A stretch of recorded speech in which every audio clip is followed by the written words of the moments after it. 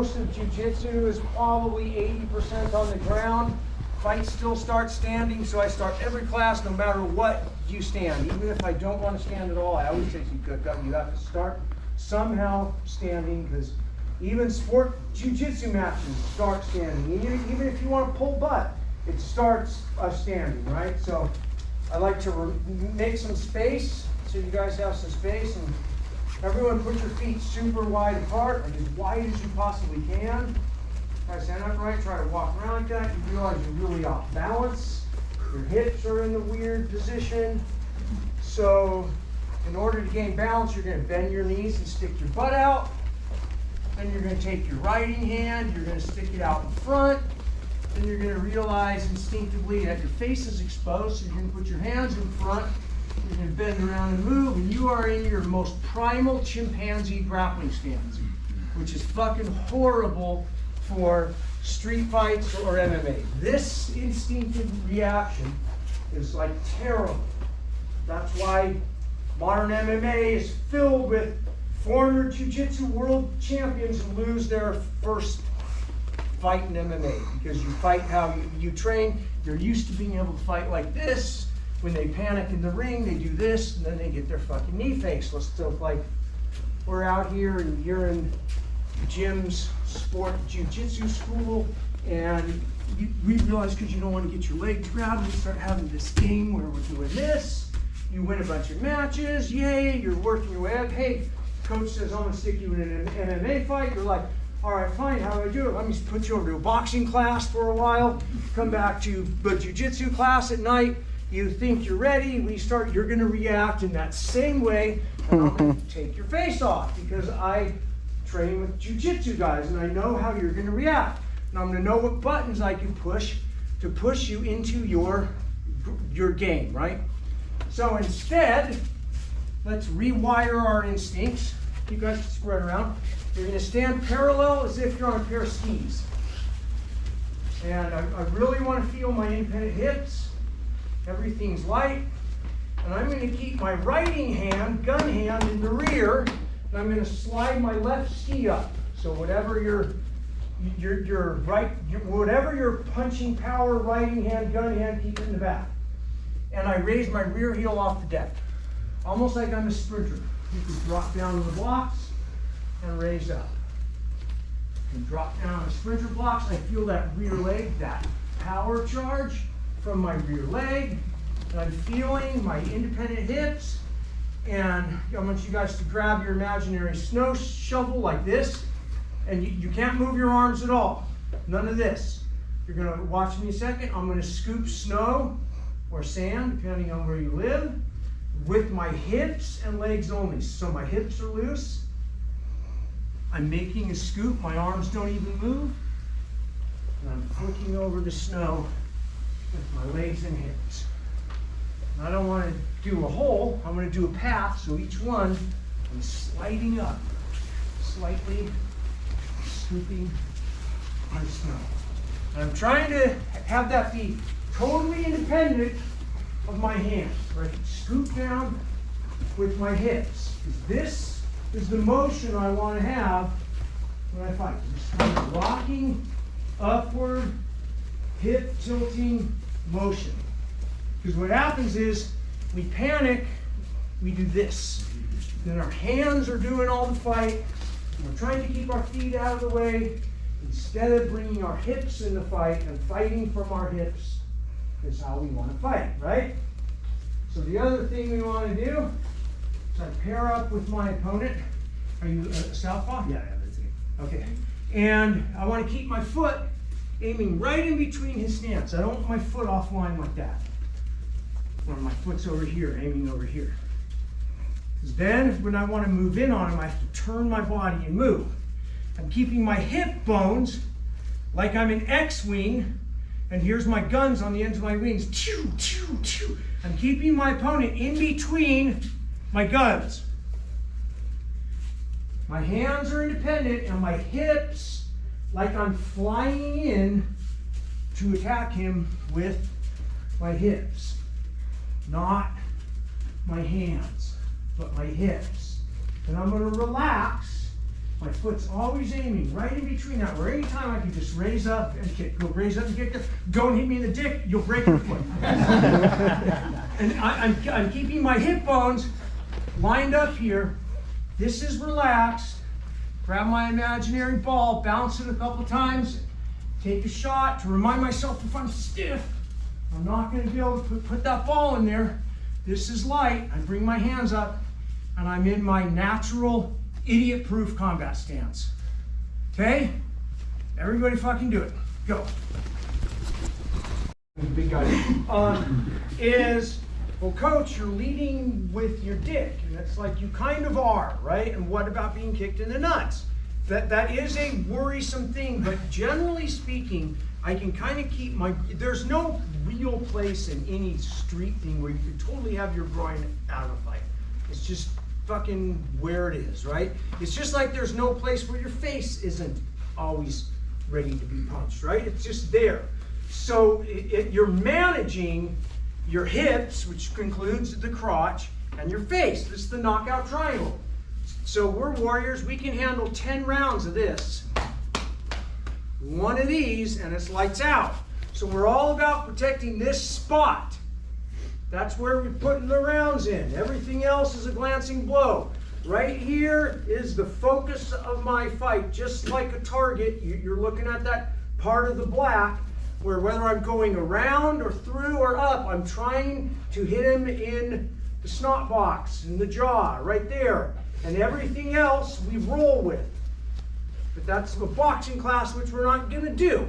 Because we're grapplers who are trying to bridge that gap and enter. Because you have to spend a whole other life to do the art of boxing too.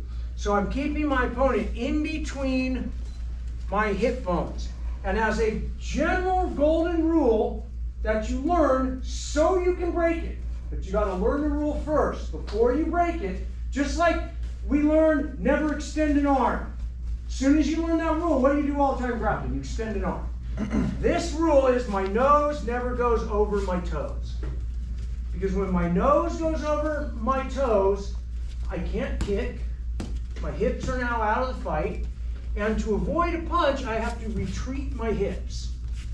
So now I have no counterattack. I have to stay out of the fight and do this big risk and come in. So instead, I bring my head back. So when he punches at me, I can move out of the way and my hips are still in the fight. When I'm here, I move out of the way. You see, I have to retreat my hips. He's slapping at my head. I have to get way far away. Whereas when I'm here, he slaps at my head, I can stay in the fight. Because I'm keeping my hips in and my face back. So when he smacks at me, smack at me, I'm moving my head up, slap my head, embarrass me, slap my head. My hips are still in the fight. So when I do this, slap my head, I'm going to start pawing the punches and I'm going to retreat my hips. And that's an instinct that you have to unlearn. So while we're here, just as a drill, put your hands down. Move your head out of the way. Keep it out of the way. Move your head out of the way. Now bend over. Move your head out of the way. You will be forced to use your weapons, which are your hands, as blockers. And we want to keep our weapons as weapons, not blockers. So you're pulling your face back. Pull back and drop your hands. And you're avoiding my shot, but his hips are still in the fight. Put it back out again. Put nose over your toes. Put your hands down. And get your head. Now, so what happens is, we grapple all the time. No one's punching me in the snot box. So I go ahead and put my ear, grab my head. I learn all these cool things, and I don't mind tie up.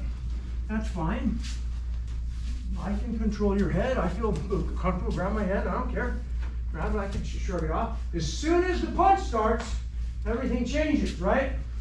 So I gotta get my face out of the fight, my basketball throwing hands in front, my hips oriented at them, my feet ready to go, so I can enter this guy who's a kickboxer without doing something stupid and windmilling.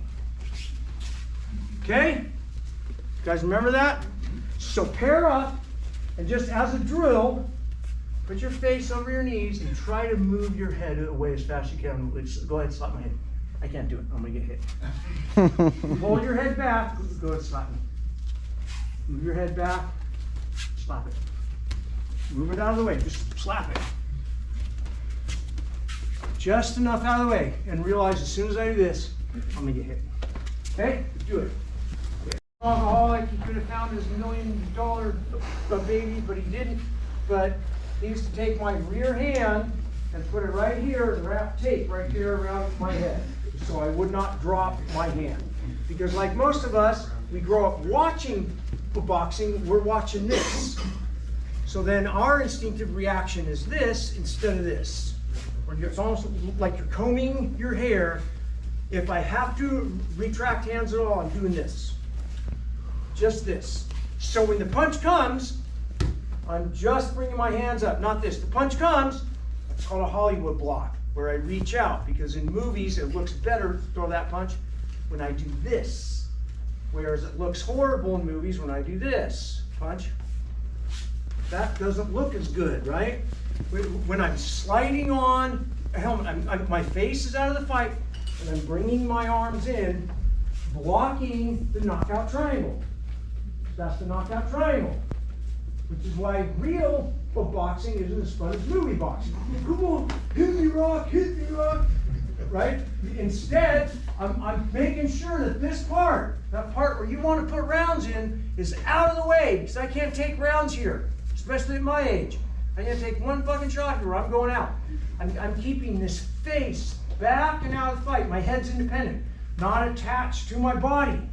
My head is independent, my hands are independent, my hips are independent, and when I panic, I'm putting on a helmet, just like this. So no matter what, when the punch comes, I'm putting on a helmet is how I'm gonna block. If I can't block, the punch comes, I'm leaning out of the way, so all he gets is a glancing blow. I used to coach Conor McGregor's coach, which he coached him in this, which I also know Mayweather, it's how he fights, and everybody who's ever fought him says it's like boxing a ghost. You never get sting, where it's always, everything is always just a glancing blow, because you can roll it out. Because this is constant motion here. And grapplers, we tend to get in this position where we're not moving that.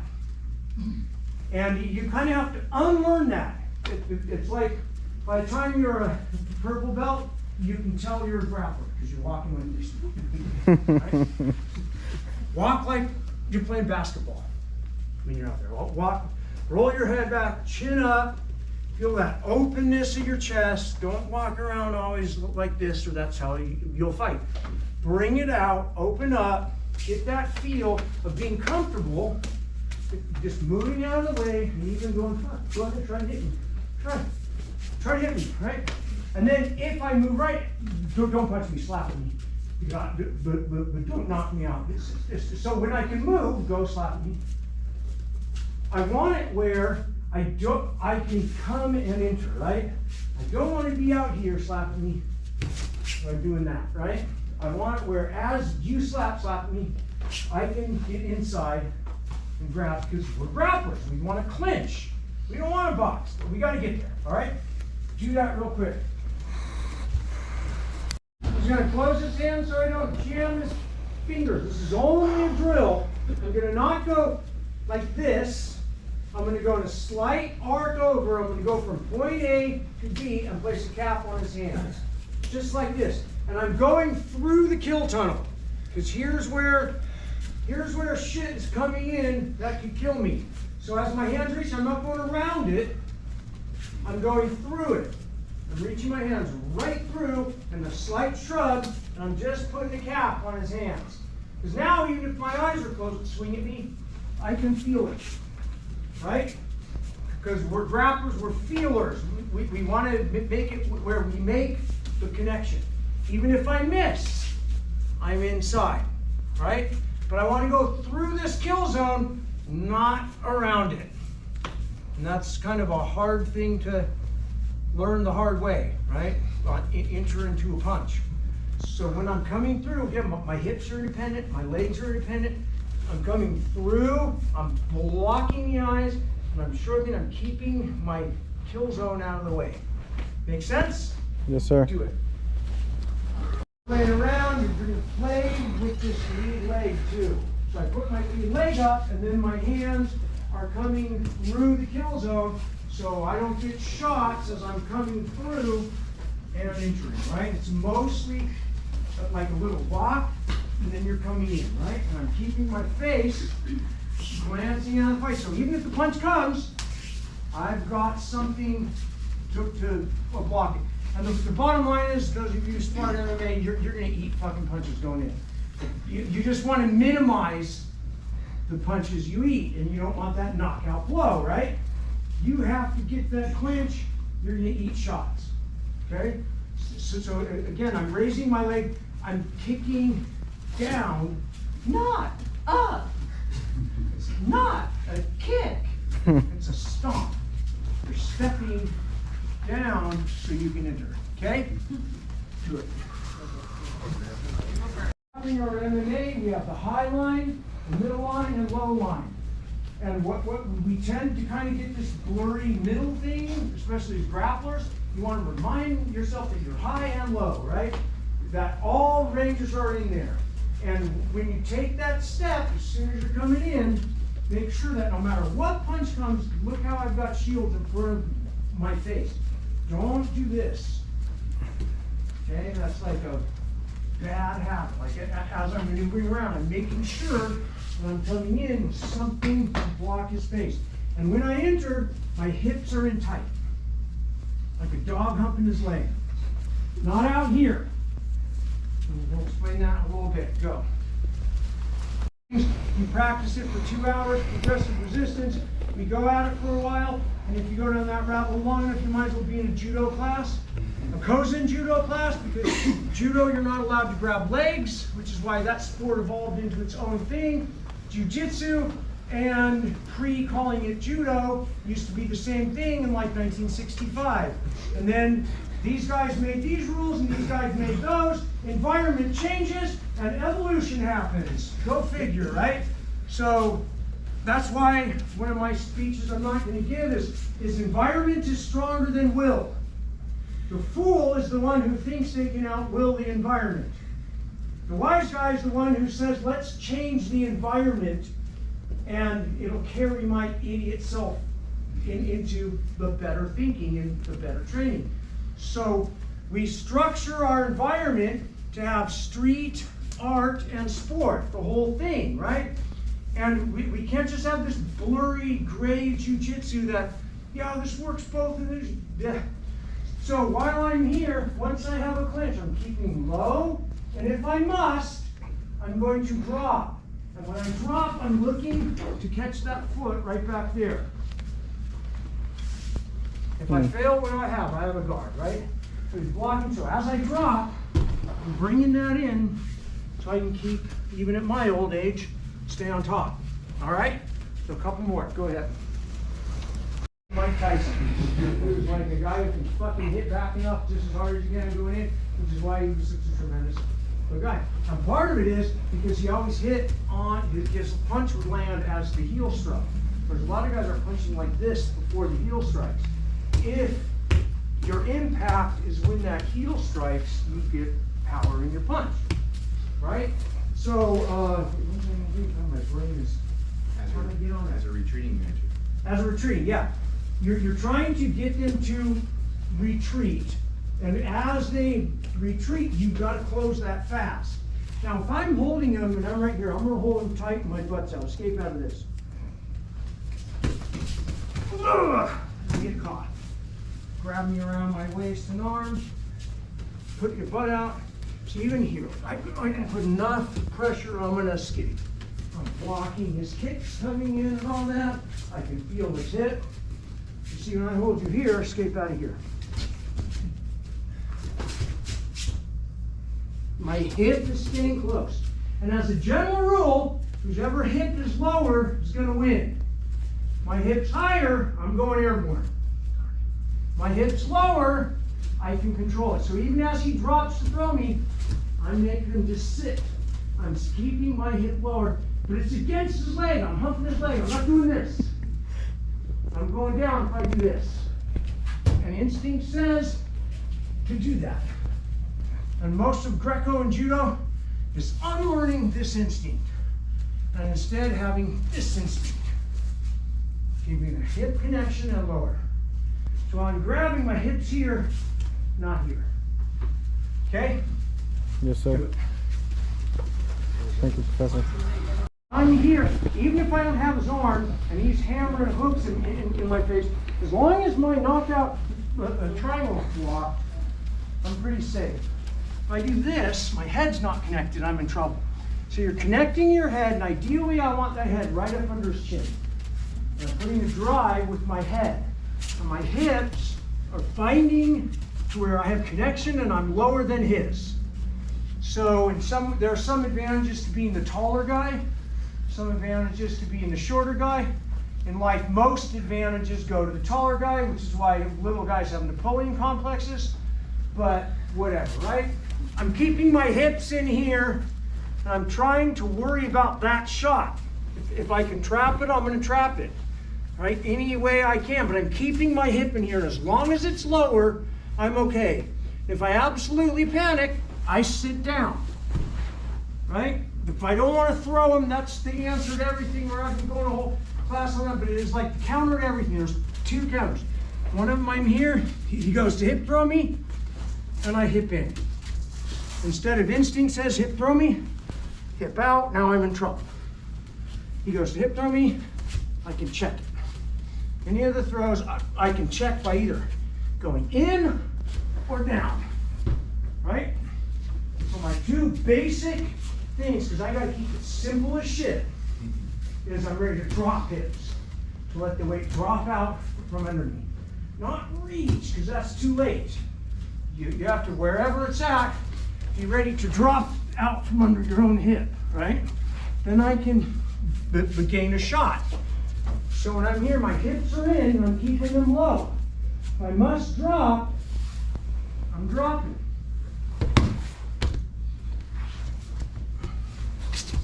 But it's not doing this. I'm gonna get fucking creamed. Or I'm gonna fail. I've gotta maintain a clinch. My head's against him. Trying to control the arm. I can step through for my throw. I can shift my hip, straightening my legs, and pick him up. Even a big fucking heavy guy, right? I always say, like, when you learn hip throws, we're not gonna go into hip throws because you guys want to do ground shit and I'll get shit Yelp reviews. While I'm here, I don't want to be doing this. I'm finding that sweet spot and straightening my legs. So if he's my drunk uncle in the burning fucking building, I don't want to fucking go, fuck you. I want to know I can pick him up and carry him out. Control is the art, right? I'm not trying to throw him. And I throw my old back out. I'm just picking him up. Just finding that spot where it's all legs. And after a while, you'll be able to jump right in and pick them up. And should I fail, or he hip checks me, hip check, see, I'm gonna drop. And I'm gonna drop. So I'm waiting to see his reaction. And any reaction I have, I'm ready to backstep.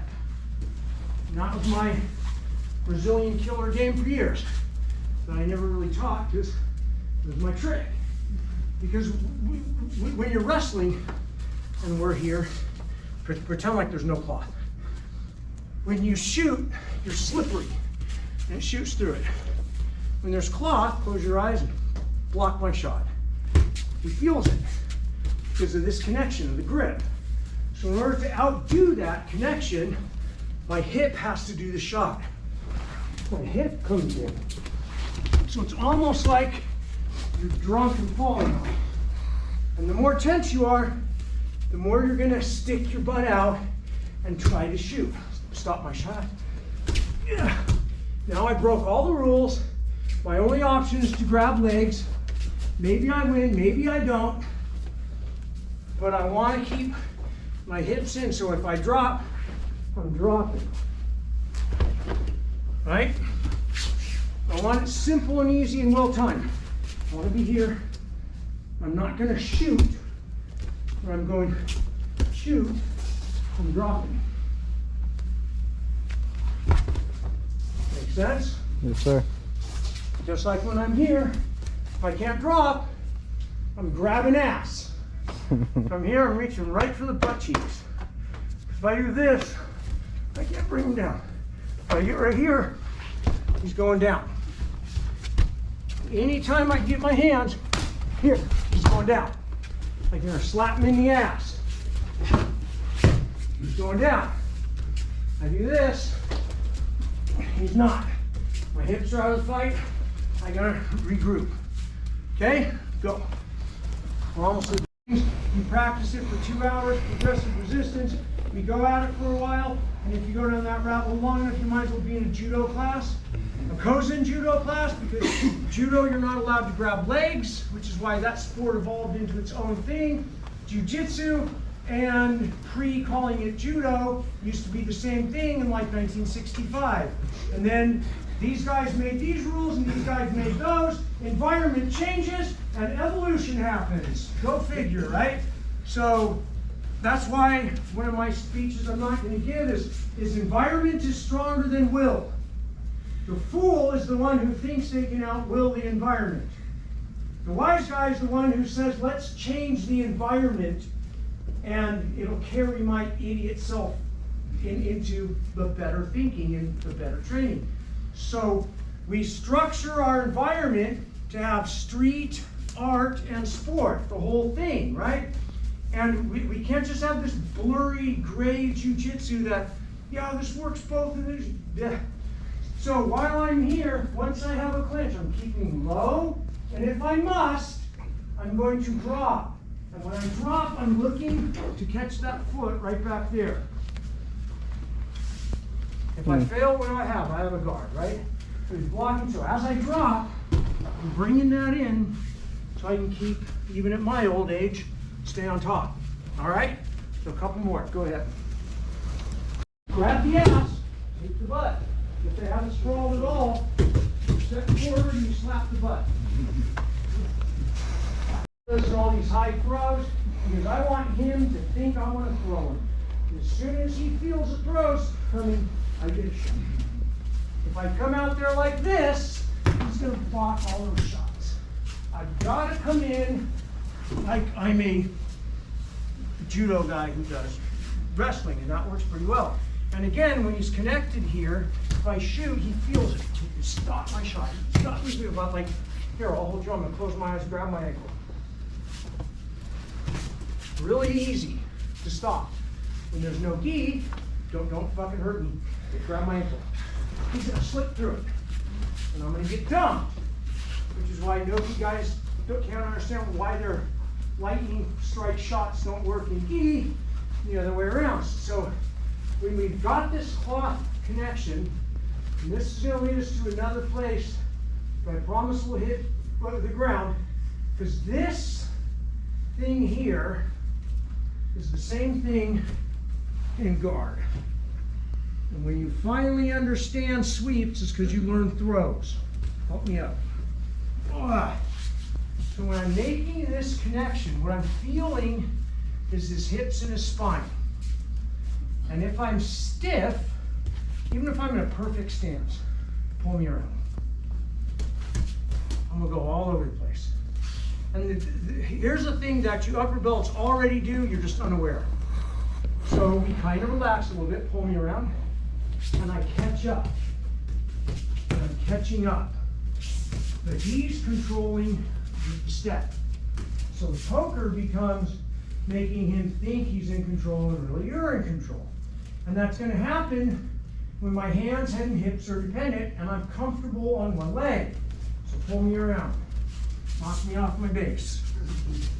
I want to feel like I can always be on one leg. Like I'm nice and comfortable on one leg. Right? I want to always feel comfortable on a leg. But if I'm stiff, I'm going to be catching my balance. So just raise up one foot off the mat. It's easier than it looks. Start slow, move them around. If you have to change feet, that's fine. Get comfortable here. Keep your eye right there on my chest, right in the main target. Okay?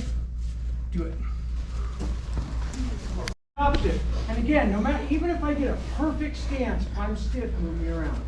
I'm going to get chucked.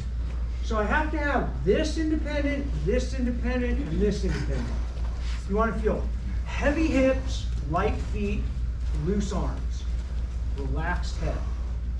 And that's kind of how you want to feel. So while I'm here, if he starts pulling me around, I'm absorbing the shock within my body. It's kind of like a game where he's going to make these steps and I'm not going to. Until I want to, right? I'm waiting to where he's pulling me around, and then when I want to step, I'm going to step. Not this. Pull me. All right? Pull me around. Keeping in this base. Look at my base. Almost slides around. And then when I want to step, I'm finding when and where I'm going to step. And there's the upper body game happening, which we'll work in a little bit. Make sense?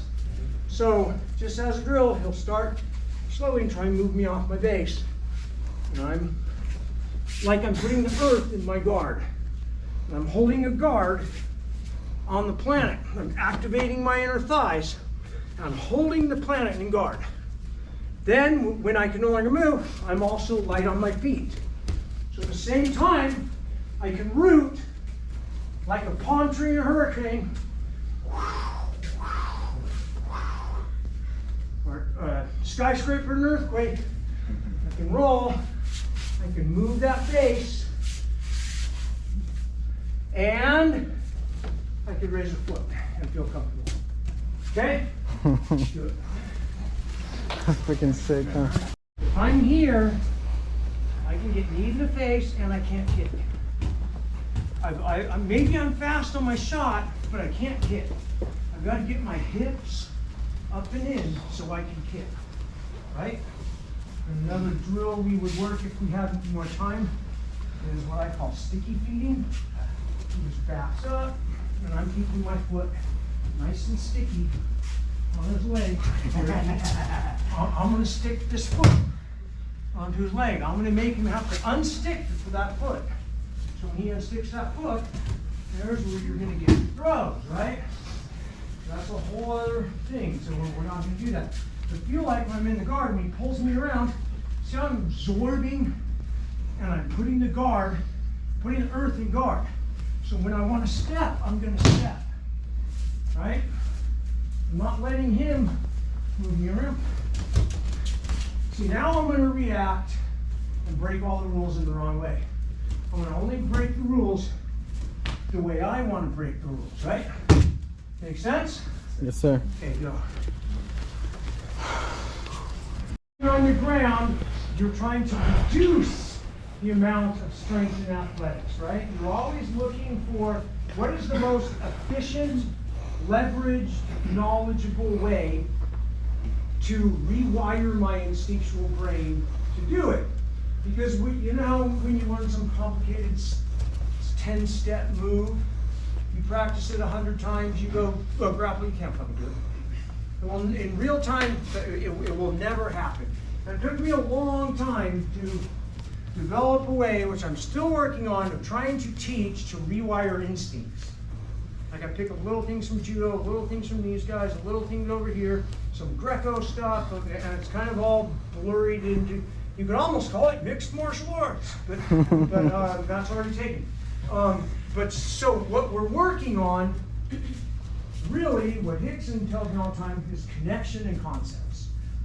Because I could deploy connection and concepts. I can't deploy step 1, step 2, step 3, step 4, step 5. That'll never happen. Happens in the movies, which is why movie martial arts looks cooler, right? You can make magic happen. And there's a bunch of directions we could go. So like I say, there's a low line game, a middle line game, and a high line game. And we could go into the high line, the grip controls and use of that, feel the elbow. And then we go into midline, owning the hips. It's all about owning hips. Like here, you can kick me easily, right? kick me out. Right? I'm changing the weight. So you're either up high or down. Right? I'm feeling where that's the upper game. In the lower game, all this other shit's happening, right? I'm waiting for this whole other game down there. And like a drummer, it's got to be independent. You're working and picking your opponent up into a pattern so you can get them. But we're not going to do that. We're going to go to the ground, all right? So, my golden rules. Oh, anybody need water? Get a water break. Go ahead. And analogies are just analogies. They're not fucking reality. But it's kind of like a tree, right? You have the roots and the trunk. Those are like your core basic stuff. And then you go down the branches and you can go all the way off and down to the sports side of the tree and all the way off into the MMA side of the tree and this side of the tree and all that. But if you stick to your roots, you can adapt better than if you start learning on this branch and try to get to the root. You miss it, right? So my golden rules of hand-to-hand combat are: number one, be the guy on top. That seems to make sense, but in jiu-jitsu, because of the paradox of the guard, it doesn't. That is, number one is be the guy on top. Number two is win on top, stay on top. Because we do these high-risk things when we're on top that we wind up on bottom. Because in our minds we thought it was an 80% chance we'd get it, but really it was a 10% chance. And like any gambler, if you lose all the time, you'll quit. But if you win every once in a while, you get addicted and you pick up habits. We all have them. I used to have this horrible habit where I didn't care about triangles, so I thought I'd escape. Just the way to say, I escape out of triangles, I'm not fucking worried about it. It's like, really? Is that fucking true? It's like, depends on whose triangle you're in, right? Like, it's an ounce of prevention is worth a pound of cure in this. And when you get to the roots, it becomes all about prevention, and as Dixon says, fighting for the middle. Not getting brought to an extreme, but fighting for the middle. So number one, stay on top. Number two, win on top, stay on top. Number three is win on bottom, have a guard you shall not pass. Because it sucks to get your guard passed, especially if that guy is skilled and or heavier than you. You realize the value of the guard, which neutralizes the shitty fact you're on bottom. It's neutralizing something shitty. You don't choose shit, right? Sometimes there's a time and a place for pulling guard as a tactic, but not as a strategy. If your strategy in your game is based on pulling guard, you'll never have an MMA career and you're going to lose in street fights. It's just a thing. That can't be a strategy. It's a tactic of retreat, is pulling guard. It's like, oh fuck, I fucked up the throat, pull a guard out of my ass. And when you do pull a guard, you're pulling a lock or a sweep. And then rule number 4 is never forget rule number 1, easily forgotten, due to the seductive, rewarding, and lazy nature of guard. Which is what every upper belt does, including me. It's like you get some 19-year-old blue belt CrossFit guy, you're like, I'm just gonna pull guard. I'm gonna wear them out, but pull guard. Why not, right? I don't want to get hurt and stressed. It's like stuffing a cat in a pillowcase. You'll do it, but there's nothing fun about it. Right? And they're wondering why. Why do all the black belts want to wrestle with me? It's because you're fucking a scratch machine. You're a pincher. You're a spaz. Whatever it is, right? Because when you've been in this long enough, you know if you want to keep doing this, there's certain ways of grappling that you can't fucking do all the time, which is fighting. Even pro people who fight pro do it at the most 3 times a year, the most. And most of the time, you're training for this thing out there. And what I do for me, it's the hypothetical, unrealized street fight where take you, throw you in a pit, one walks out alive, right? That's a street fight, not a barroom brawl or piss off. That's unlicensed sport fighting, right?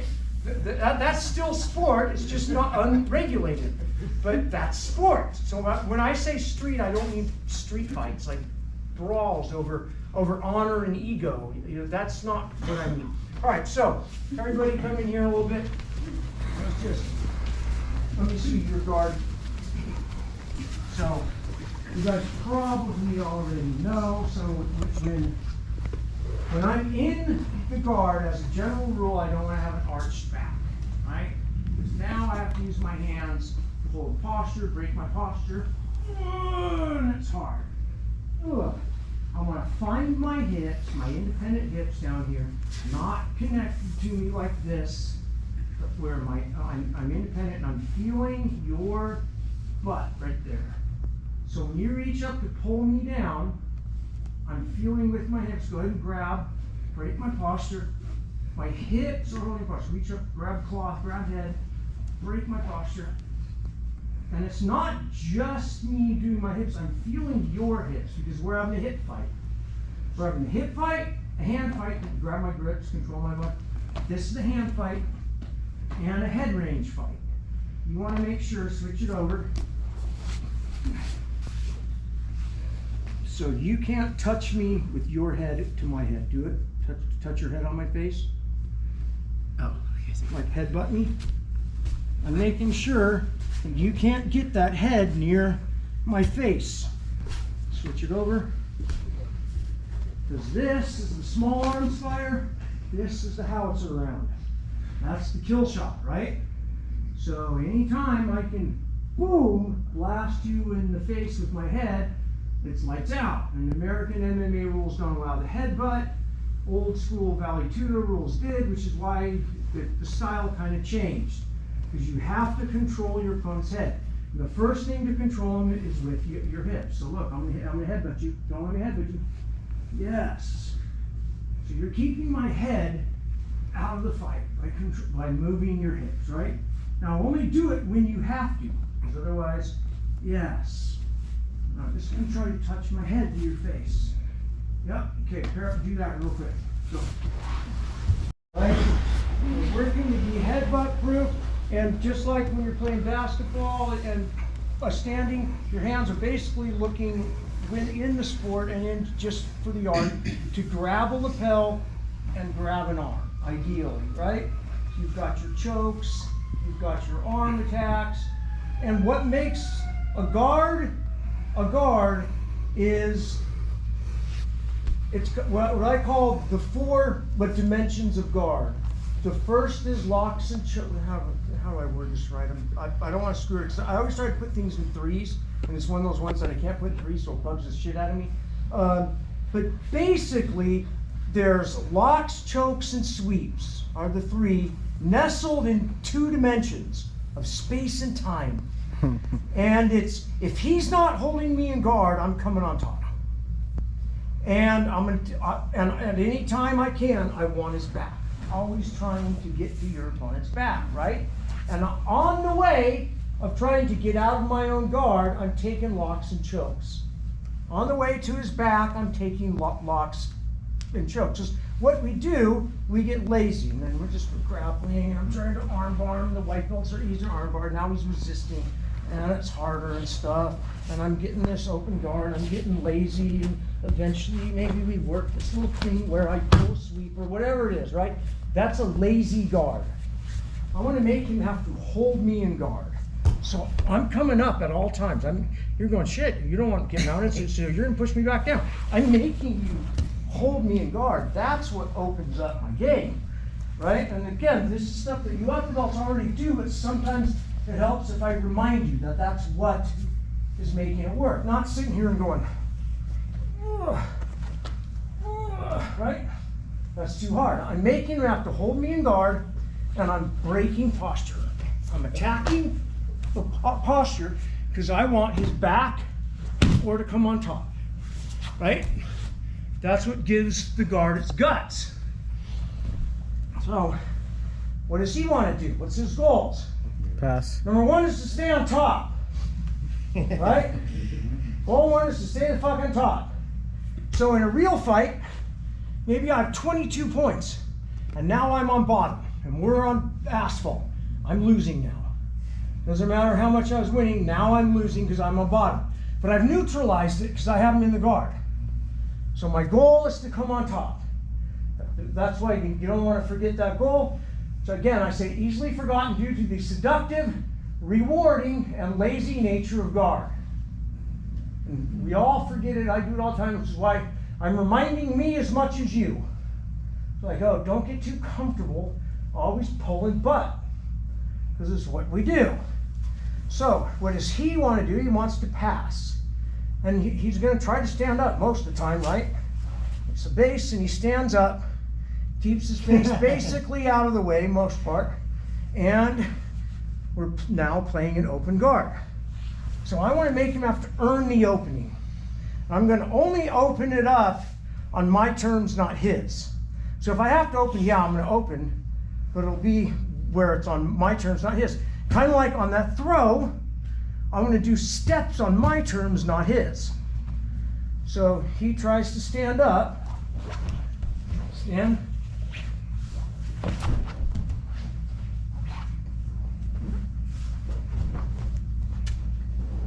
I'm going to make it work. Where if he's going to stand, his posture is broken. Right? I'm keeping that energy of that. So put me in your guard. Stop me from standing. Too easy. Stop me from standing. Too easy, right? Come here.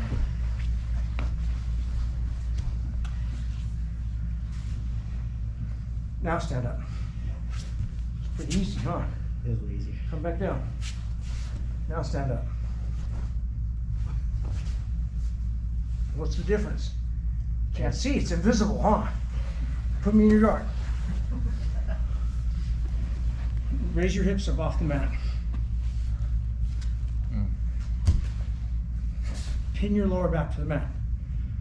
I can't stand. Because to stand, release, I have to move my hip to get my foot up, right? Everyone hold base real quick. Lift your hip up and stand, right? Try to stand without moving your hip at all. Can't fucking do it. So, doing this thing, his guard's around me. If he just raises his guard, he's helping me stand.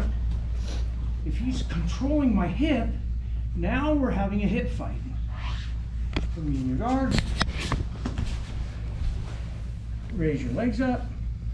I can get posture and I can stand. Pin your hips to the mat. Hold your heels towards your own butthole. Now I can't move my hip yet. So now I see I can't stand. Now I have to create a hip fight to be able to stand. And during that hip fight, you break my posture. Right? Because I can't just hold posture now. Yes. Now if you just pin it on the mat, I'm going to read it. 2 minutes? Yeah. Now, yeah, I'm going to feel your hips, mine, and I'm going to start backing out. But if you sometimes lift your hips up, and when you feel me starting to stand, slam them, yes. You're going to bring me down. You're going to break my posture. Because you're giving me the illusion that I've established the base, right? I feel comfortable, I have good posture. And you break it. And don't let me headbutt you when you break posture. Yes, because I'm going to headbutt you. I'm going to get your face, right? Remember, this is my Haueter round. These are my small arms. Ching, ching, ching, ching, ching. I'm waiting to get the kill shot on you. Yes! And you break that posture. Okay, so everybody pair up. Try to hold your hips high in the air. Feel how easy it is to stand. Yep, and drop your butt down to the mat. Pull your heels in. Get ready to block your face. Go. For instructional purposes, we're sticking with our own weight class a little bit here, right? There are guys, I got a bunch of heavyweights, so I can't cross my legs on them. It drives me nuts.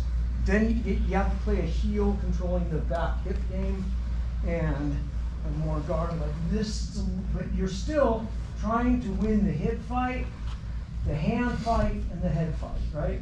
Those are the battles happening. So my opponent wants to stand, right? Or, you know what, let's just, before we do that, he also wants to punch me in the face. And I want to feel when the punch is coming, and I want to redirect it, right?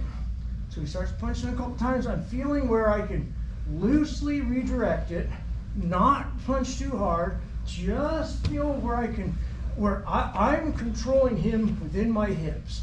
I want to feel where my hips gain control so I can get to here, right? No matter what it is, no matter which arm, I'm feeling where I can shuffle that head through, control the head, control the arm, do either your overhook controls or preferably that, right? If you can really turn them and get this, it's always nice, because then you can catch them, but that's a lot harder to catch. It's usually easier to catch here. Come around with that if you want to get that, but most of the time you're getting this, right? And then you're controlling the head. Okay, do that a couple times, go. Say I'm here, I get my overhook, I'm controlling the neck, or I block and I manage to get over the side and I'm holding. If I'm just holding right here, he could posture out. So what you want to do, it's almost like you're loose. I'm just connecting my head to his. Posture up. Just connecting. I'm staying kind of relaxed. I'm almost lifting him forward, if anything. Sometimes I might shove him back. I'm mostly lifting him in. So he tries to get posture. I'm just connecting my head. Keeping that nice, tight, and relaxed. I'm feeling my shoulder, and like I'm riding a bike, and my hamstrings are pedaling. I'm working to get those hips controlled. So we've got a good base. I'm feeling my hamstrings controlling his hips, right? We're working, we're getting that feel where his punches are coming. Maybe I'm blocking here for a sec. Get my knee. I trap him, I'm holding his head. I don't want to just hold tight. I'm kind of relaxed and pushing my head against his. And I want to feel my shoulder controlling his face. So when he tries to back out, he was trapping his head in spot. Then I'm feeling where the backs of my legs can pedal. Kind of like I'm pedaling.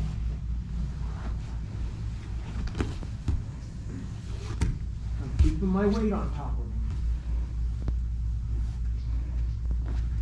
Like an anaconda. Make sense? Okay, go. Now you've got your overhook game, right? And you've got your underhook game. It's kind of the same thing in standing, and generally speaking, if I can control his head, I can control his body, and if I can control his hips, I can control his body, right? So we're having a head fight, a hand fight, and a hip fight. Kind of like if I'm here and I want to hold his arm, and I try to hold it really tight, escape arm, bust through. So I think I'm going to get stronger. Go.